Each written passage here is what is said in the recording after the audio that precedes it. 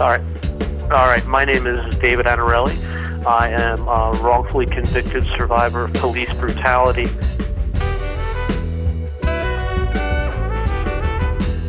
It's the usual story, mental health crisis. I experienced a traumatic brain injury in 2011 that was near fatal.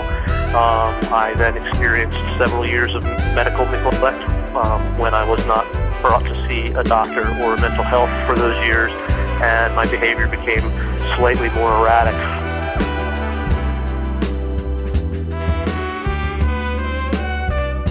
I had a mental health crisis and freaked out, and my son called police.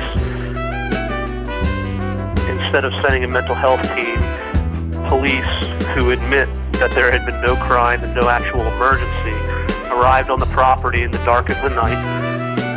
They did not knock on the front door and then proceeded to creep around the back of my house in the dark of the night. They eventually entered the house, and then a standoff ensued.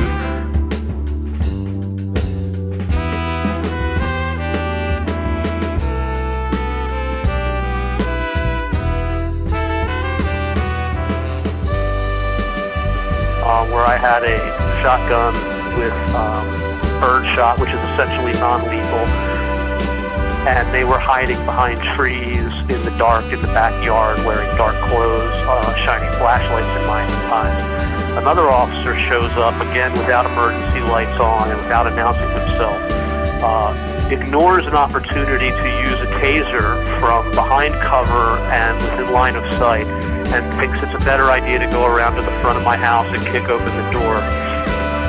He kicks open the door and unloads his weapon, essentially from behind me because I was pointing the weapon out into the backyard. I turned around and returned fire.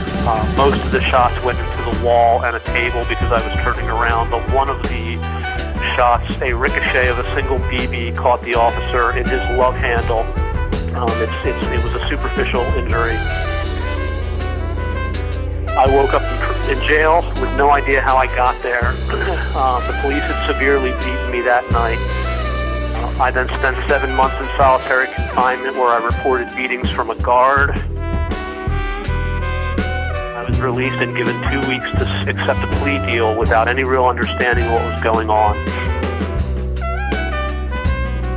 The plea deal was an Alford plea for 2 to 4 years. The judge went off the rails and gave me 20 years with no criminal history, and having plenty of evidence that it was actually the police who did all the wrongdoing, and actually admitted that on record. I've now spent the last 8 years. I was a laid-back, peaceful hippie musician who didn't want to do anything but play music and kick back and enjoy life. Father, husband, landowner, glass artist, and I never caused any problems.